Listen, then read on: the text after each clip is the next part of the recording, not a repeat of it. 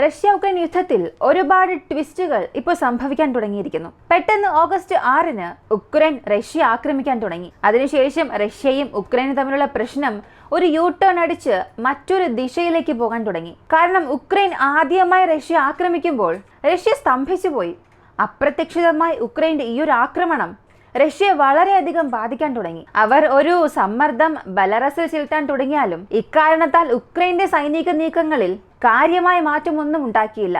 ഇതിനു നടുവിൽ റഷ്യയുടെ അതിർത്തിയിൽ നിന്നും ഈ റഷ്യ ഉക്രൈൻ അതിർത്തിയിൽ നിന്നും ഏകദേശം 1000 കിലോമീറ്ററോളം, ശരിയായി പറഞ്ഞാൽ 960 കിലോമീറ്റർ മാറി റഷ്യയുടെ ഒരു ഭാഗത്ത് ഇന്നലെ ഉക്രൈൻ്റെ ഒരു ഡ്രോൺ ആക്രമണം നടന്നു. ഇങ്ങനെ ഉക്രൈൻ നടത്തിയ ഈ ഡ്രോൺ ആക്രമണത്തിൽ 38 നില കെട്ടിടം നശിച്ചുവെന്ന് ആദ്യഘട്ട വിവരം പുറത്തു വന്നു. എന്നാൽ ഈ ഒരു ആക്രമണം ജനവാസ കേന്ദ്രങ്ങൾക്ക് നേരെ അറിഞ്ഞുകൊണ്ട് നടത്തിയതല്ല. ഉക്രൈന്റെ ഡ്രോണുകൾ റഷ്യൻ എയർബേസിനെ ലക്ഷ്യമിട്ടാണ് ആ ഭാഗത്തേക്ക് അയച്ചുവെന്നുള്ള ഒരു വിവരം വരാൻ തുടങ്ങിയിട്ടുണ്ട്. ഇവയെല്ലാം ഈ വീഡിയോയിലൂടെ വ്യക്തമായി അറിയാം.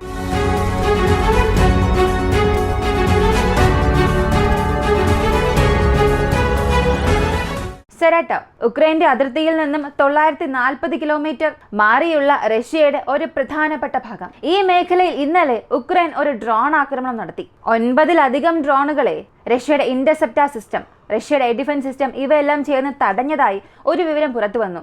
എന്നാൽ ഈ ഡ്രോൺ ഇന്റർസെപ്ഷൻ അവസാനിച്ചതിനു ശേഷം അതിൽ നിന്നും പൊട്ടിത്തെറിച്ച അവശിഷ്ടങ്ങൾ അല്ലെങ്കിൽ ആ ഡ്രോണിന്റെ ബാക്കി ഭാഗങ്ങൾ ഇവയെല്ലാം ഈ സെറാട്ടോവ് ഭാഗത്തുള്ള 38 നില കെട്ടിടത്തിൽ വീണ ആഘാതത്തിൽ ഒരു 4 പേർക്ക് പരിക്കേറ്റു. ഇതിൽ ഒരു സ്ത്രീയുടെ അവസ്ഥ വളരെ ഗുരുതരമാണ് എന്നും അവരുടെ ജീവൻ രക്ഷിക്കാൻ ഡോക്ടർ പാടുപെടുകയാണ് എന്നും ഒരു വിവരം പുറത്തു വന്നു. അതായത് ഉക്രൈൻ ഇതുവരെയും ഇത്തരത്തിൽ ഒരു ആക്രമണം നടത്തിയിട്ടില്ല. അപ്പോൾ ഉക്രൈൻ നടത്തിയ ഈ ഡ്രോൺ ആക്രമണം റഷ്യയിലെ പാർപ്പിട കെട്ടിടങ്ങളെ ലക്ഷ്യം വെച്ച് നടത്തിയത് തന്നെയാണോ? അല്ലെങ്കിൽ റഷ്യ എങ്ങനെയാണോ ഉക്രൈനിലെ റെസിഡൻഷ്യൽ കെട്ടിടങ്ങളെ ആക്രമിച്ചത് അതുപോലെ ഉക്രൈനും ഇപ്പോൾ ചെയ്യാൻ തുടങ്ങിയോ എന്ന് ചോദിച്ചാൽ ഈ ചോദ്യത്തിനുള്ള ഉത്തരം തീർച്ചയായും ഇല്ല എന്നാണ്. ഉക്രൈൻ ഇത് അറിഞ്ഞുകൊണ്ട് റെസിഡൻഷ്യൽ കെട്ടിടങ്ങളെ ലക്ഷ്യം വെച്ച് ആക്രമിക്കാനുള്ള സാധ്യത ഇവിടെ വളരെ വളരെ കുറവാണ്. അതിനുള്ള കാരണമായി പറയുന്നത് സെറാട്ടോവിൽ നിന്നും വെറും 14 കിലോമീറ്റർ അകലെയാണ് ഏഞ്ചൽസ് എയർബേസ് ഉള്ളത്. ഈ ഏഞ്ചൽസ് എയർബേസ് എന്നത് T-160 റഷ്യയുടെ വളരെ പ്രധാനപ്പെട്ട സ്ട്രാറ്റജിക് ബോംബറുകൾ കൈകാര്യം ചെയ്യുന്ന ഒരു ബേസ് ആണ്. ഇതൊരു സാധാരണ എയർബേസ് അല്ല, റഷ്യയുടെ വളരെ വിലപ്പെട്ട സ്വത്താണ്. ഇതിന് മുൻപ് പോലും ഉക്രൈൻ ഇതേ പ്രദേശത്ത് ഡ്രോൺ ആക്രമണം നടത്താൻ ശ്രമിച്ചിരുന്നു. ചില സമയങ്ങളിൽ ഡ്രോൺ ആക്രമണം നടത്തിയിട്ടുണ്ട്.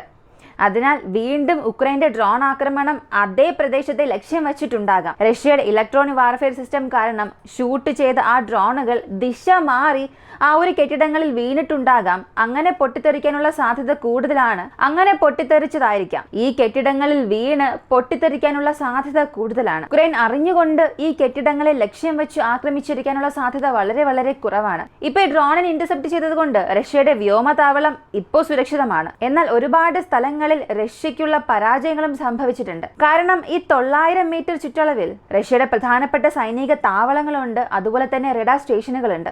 അതിനാൽ ഡ്രോൺ ഈ പ്രദേശത്തേക്ക് പ്രവേശിക്കുമ്പോൾ ഈ 900 കിലോമീറ്റർ ചുറ്റളവിലുള്ള ഏത് പ്രദേശത്തെ വേണമെങ്കിലും ഇവയ്ക്ക് ടാർഗറ്റ് ചെയ്ത് നശിപ്പിക്കാനാകും. ഇതോടെ റഷ്യ ഈ ഒരു സംഭവത്തിൽ അന്വേഷണം ആരംഭിച്ചു. ഫലം ഇതിനുശേഷം മാത്രമേ അറിയാൻ സാധിക്കൂ.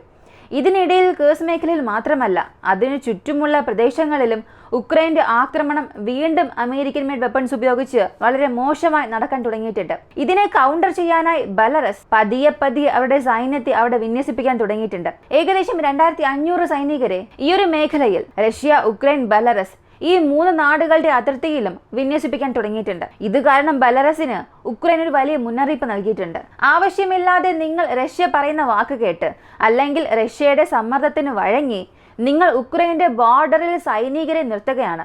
നിങ്ങളുടെ സൈനികർ ഞങ്ങളുടെ നാടിനുള്ളിലേക്ക് കയറണമെന്ന് ചിന്തിച്ചാൽ അല്ലെങ്കിൽ നിങ്ങളുടെ സൈനികർ ബെലാറസിൽ നിന്ന് ഉക്രൈനിലേക്ക് കയറുകയാണെങ്കിൽ നിങ്ങളെ ആക്രമിക്കാൻ പോലും ഞങ്ങൾ മടിക്കില്ല എന്ന് ബെലാറസിന് നേരിട്ട് ഒരു മുന്നറിയിപ്പ് നൽകിയിട്ടുണ്ട്. എന്നാൽ മറുവശത്ത് ബെലാറസ് ഇവയൊന്നും ശ്രദ്ധിക്കാതെ കേഴ്സ് മേഖലയിൽ അവരുടെ സൈന്യത്തെ വിന്യസിപ്പിച്ചുകൊണ്ടേയിരിക്കുകയാണ്. സ്ഥിതി ഇങ്ങനെ തുടർന്നു പോയാൽ വീണ്ടും കുറച്ചു ദിവസത്തേക്ക് കേഴ്സ് ഭാഗം ഉക്രൈൻ നിലനിർത്തുകയാണെങ്കിൽ തീർച്ചയായും ബെലാറസ് വഴി ഒരു ഗ്രൗണ്ട് ഇൻവേഷൻ ഈ ഉക്രൈനുള്ളിൽ റഷ്യ ചെയ്യാനുള്ള എല്ലാ സാധ്യതകളും വരുന്നുണ്ട്. അങ്ങനെ ഉക്രൈനും റഷ്യയും പരസ്പരം പോരടിക്കുന്ന അതേ സമയത്ത് ഇന്നലെ രാത്രി ഉക്രൈന്റെ 15-ൽ കൂടുതൽ സ്ഥലങ്ങളിൽ റഷ്യയുടെ ഒരു മിസൈൽ ആക്രമണം നടന്നു. 65 മിസൈലുകൾ ഇന്റർസെപ്ഷൻ എല്ലാം കഴിഞ്ഞ് അകത്തേക്ക് കയറി. എത്ര മിസൈൽ അയച്ചു എന്ന് റഷ്യയുടെ മിനിസ്ട്രി ഓഫ് ഡിഫൻസ് ഔദ്യോഗികമായി പറഞ്ഞാൽ മാത്രമേ അറിയാൻ സാധിക്കൂ.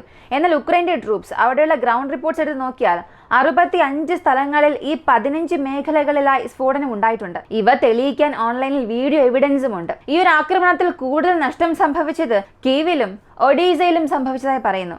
ഒഡീസയിലെ 3 സബ്സ്റ്റേഷനുകൾ ഇത് കാരണം പൂർണ്ണമായും തകർന്നു. ഒരുപാട് വാർത്താ ചാനലുകൾ തത്സമയ ദൃശ്യങ്ങളും സംപ്രേഷണം ചെയ്തിരുന്നു. പ്രധാനമായും കീവ്, സുലൈനി എയർപോർട്ട്, സാബ്രോസീഷ്യ, സിതോമിർ, ഖാർഖോവ്, പൊൾട്ടാവ, മെർഗറോഡ്, വിനിറ്റ്സ, ബുർഷിയാന, നെബ്രോവോസ്ക്, ക്രെയിൻബ്രോക്ക്, ക്രെമിൻഷുക്, ലുട്സ്ക്, കിരോവാക്, ടെർനോപോൾ, കെംലിൻസ്കി, സ്ട്രിവിയ, ചെർണിഗവ്, നിക്കോളോ, ഒഡീസ. ഈ 15 സ്ഥലങ്ങളിലാണ് റഷ്യയുടെ തുടർച്ചയായ മിസൈൽ ആക്രമണം നടന്നത്. ഇതിൽ ഒഡീസ പ്രദേശത്തെയാണ് കൂടുതലായും ബാധിച്ചതെന്ന് ആദ്യഘട്ട വിവരം പുറത്തുവന്നു. കാരണം റഷ്യയുടെ MiG-31 വിമാനങ്ങൾ ഒഡീസ ഭാഗത്തെ ലക്ഷ്യം വെച്ച് കിൻസർ ഹൈപ്പർസോണിക് മിസൈൽസിന് അയച്ചിരിക്കാനുള്ള സാധ്യതയുണ്ടെന്ന് പറയുന്നു. ഈ കിൻസർ ഹൈപ്പർസോണിക് മിസൈൽസ് കാരണം ഒഡീസ പോർട്ടിന് സാരമായ തകർച്ച സംഭവിച്ചിട്ടുണ്ട്. ഈ ഒരു വിമാനത്തെ ഇന്റർസെപ്റ്റ് ചെയ്യാനും അകത്തേക്ക് വരുന്ന മിസൈൽസിനെ ഇന്റർസെപ്റ്റ് ചെയ്യാനും ഉക്രൈന്റെ എയർ ഡിഫൻസ് സിസ്റ്റം കീവിന് ചുറ്റിയും കീവിന്റെ മറ്റ് ഭാഗങ്ങളിൽ ആക്ടിവേറ്റ് ചെയ്യപ്പെട്ടാലും ഈ ഒഡീസ ഭാഗത്തെ എയർ ഡിഫൻസ് സിസ്റ്റം ഒന്നും സജീവമായിരുന്നില്ല. അതിനാൽ ഒഡീസയിൽ ഇത്രത്തോളം നാശനഷ്ടങ്ങൾ ഉണ്ടാകാനും കാരണം എയർ ഡിഫൻസ് സിസ്റ്റത്തിന്റെ ഷോർട്ടേജ് ആണെന്നും പറയുന്നു. അതുകൊണ്ടായിരിക്കാം ഈ മിസൈലുകളെ ഇന്റർസെപ്റ്റ് ചെയ്യാനായി ഉക്രൈൻ വിമാനങ്ങളെ അയച്ചത് എന്നും പറയുന്നു. എന്നാൽ എയർ ഡിഫൻസ് സിസ്റ്റം ഷോർട്ടേജ് ഉള്ളപ്പോൾ മാത്രമാണോ ഈ വിമാനങ്ങളെ ഇന്റർസെപ്ഷന് വേണ്ടി അയക്കുന്നത് എന്ന് ചോദിച്ചാൽ അങ്ങനെയല്ല. സാധാരണ ഒരു പ്രദേശത്തെ നോക്കി ഒരു മിസൈൽ സ്ട്രൈക്ക് നടക്കുമ്പോൾ ആദ്യം എയർ ഡിഫൻസ് സിസ്റ്റം ഉപയോഗിച്ച് ഷൂട്ട് ചെയ്യുന്നതിന് മുൻപ് ഈ അകത്തേക്ക് വരുന്ന ക്രൂയിസ് മിസൈൽ അല്ലെങ്കിൽ മറ്റേതെങ്കിലും ടാർഗറ്റ് ഒരു സബ്സോണിക് അല്ലെങ്കിൽ സൂപ്പർസോണിക് സ്പീഡിൽ പോകുന്ന മിസൈൽ ആണെങ്കിൽ അതിനെ എയർഫോഴ്സ് ഉപയോഗിച്ചും ഷൂട്ട് ചെയ്യാൻ ശ്രമിക്കും. എന്തിന്? ഈയിടെ ഹിസ്ബുള്ളയ്ക്കും ഇസ്രായേലിനും ഇടയിൽ അത്രത്തോളം പ്രശ്നങ്ങൾ അധികമായി പോയിക്കൊണ്ടിരിക്കുന്ന അതേ സമയത്തും ഇതുപോലെ ഇസ്രായേലിന്റെ വ്യോമസേന അകത്തേക്ക് ഇറങ്ങി ഹിസ്ബുള്ളയുടെ ഡ്രോൺസിനെയും റോക്കറ്റ്സിനെയും വെടിവെച്ച് വീഴ്ത്തുന്നു. അപ്പൊ ഞാനീ പറഞ്ഞ 20 സ്ഥലങ്ങളിലെ 15 സ്ഥലങ്ങളിൽ എക്സ്പ്ലോഷൻസ് റിപ്പോർട്ട് ചെയ്തിട്ടുണ്ട്. ഇങ്ങനെ ഒരു മിസൈൽ ആക്രമണം ഉക്രൈനുള്ളിൽ റഷ്യ കാരണം വളരെ മോശമായ രീതിയിൽ തന്നെ നടന്നു. ഇതിന് ഒരുപാട് പേർ പറയുന്നത് ഒരു പ്രതികാര ആക്രമണം എന്നാണ്. കേഴ്സിൽ ഉക്രൈൻ ഇൻവേഷൻ അകത്തേക്ക് കയറിയതിനു ശേഷം റഷ്യ വലിയ രീതിയിലൊന്നും ഒരു ആക്രമണം നടത്തിയിട്ടില്ല.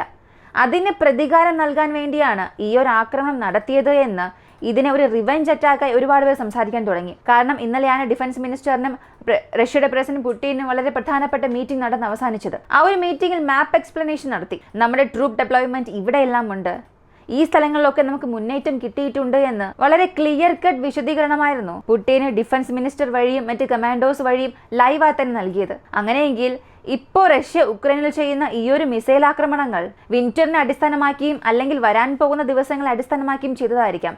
കാരണം വീണ്ടും ഉക്രൈന്റെ എനർജി ഗ്രിഡ്സ് റഷ്യ ആക്രമിക്കാൻ തുടങ്ങിയിട്ടുണ്ട്. കൂടാതെ ഒരുപാട് പേർ ഉക്രൈൻ അനുകൂല ചാനലുകളും ഒരു കാര്യം സ്ഥിരീകരിച്ചു. റഷ്യയുടെ ഓൺഗോയിങ് മിസൈൽ സ്ട്രൈക്ക് എന്നത് വളരെ സിവിയർ ഇമ്പാക്റ്റ് ഒരുപാട് സ്ഥലങ്ങളിൽ ഉണ്ടാക്കാൻ തുടങ്ങിയെന്ന്.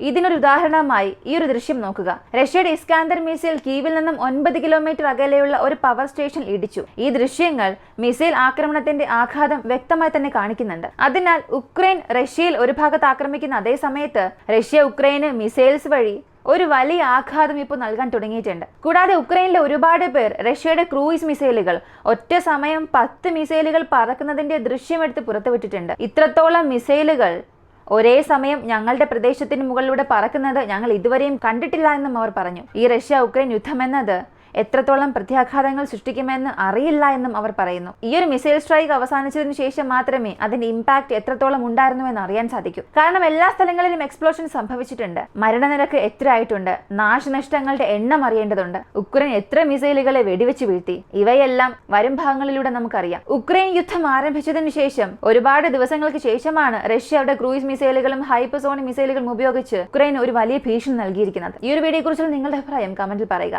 വീഡിയോ ഇഷ്ടമായാൽ ലൈക്ക് ചെയ്യുക, ഷെയർ ചെയ്യുക. നമ്മുടെ ചാനൽ ആദ്യമായി കാണുന്നവരാണെങ്കിൽ മറക്കാതെ സബ്സ്ക്രൈബ് ചെയ്ത് സപ്പോർട്ട് ചെയ്യുക. മറ്റൊരു വീഡിയോയുമായി വീണ്ടും കാണാം.